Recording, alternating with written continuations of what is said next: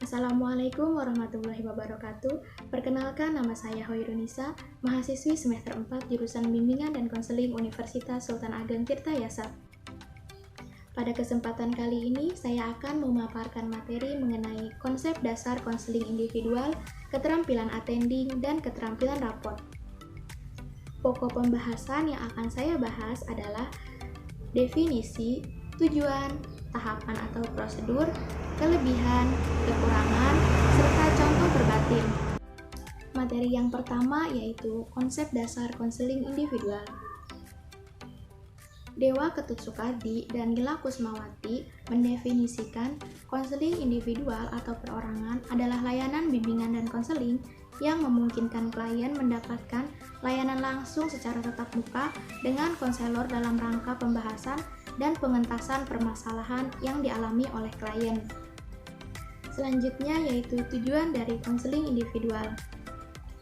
Menurut Gibson dan kawan-kawan, ada 8 tujuan dari konseling individual, yaitu yang pertama, tujuan perkembangan, yakni klien dibantu dalam proses pertumbuhan dan perkembangannya, serta mengantisipasi hal-hal yang akan terjadi pada proses tersebut, seperti perkembangan kehidupan sosial, pribadi, emosional, kognitif, fisik, dan lain sebagainya.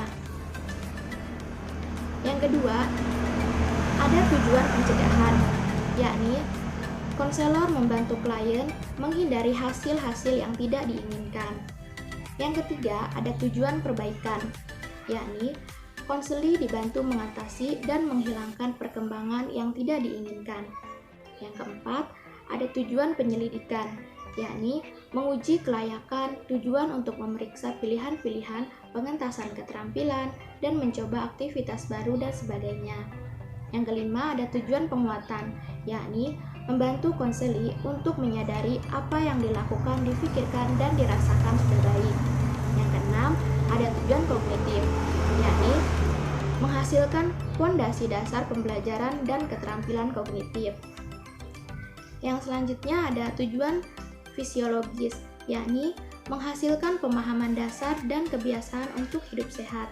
Yang terakhir ada tujuan psikologis, yakni membantu mengembangkan keterampilan sosial yang baik, belajar mengontrol emosi, dan mengembangkan konsep diri positif, dan lain sebagainya. Selanjutnya yaitu tahapan konseling individual.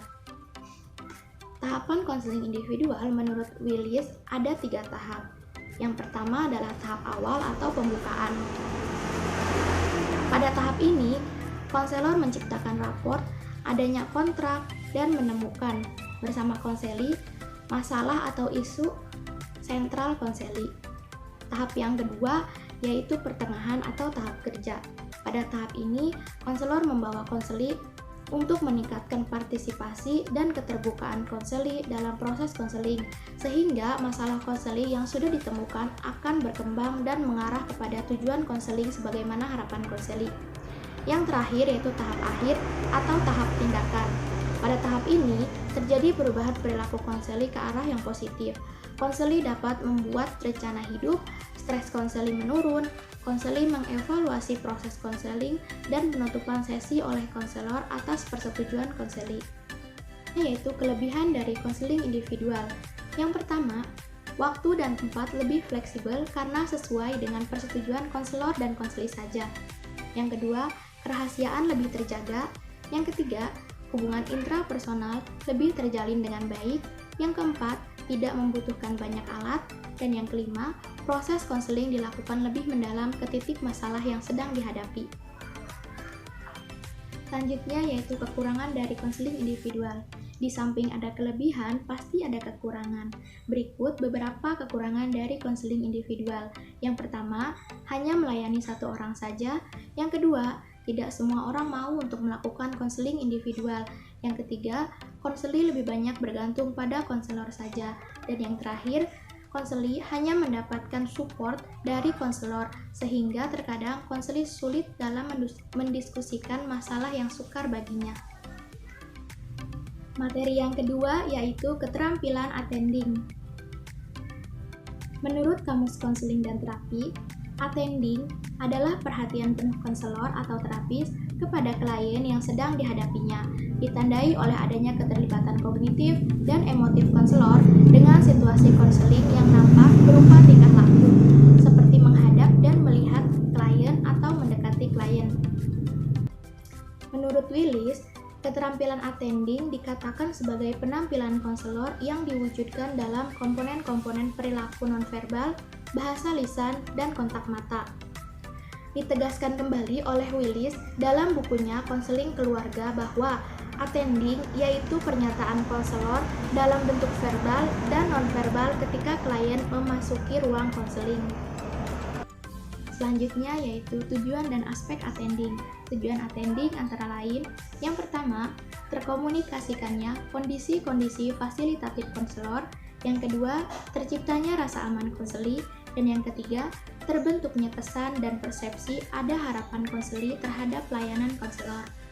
Aspek attending terdiri dari, yang pertama, kontak mata, yang bertujuan untuk mengamati bahasa tubuh klien. Yang kedua, bahasa badan. Konselor menunjukkan keramahan, senyum, santai, dan menghargai.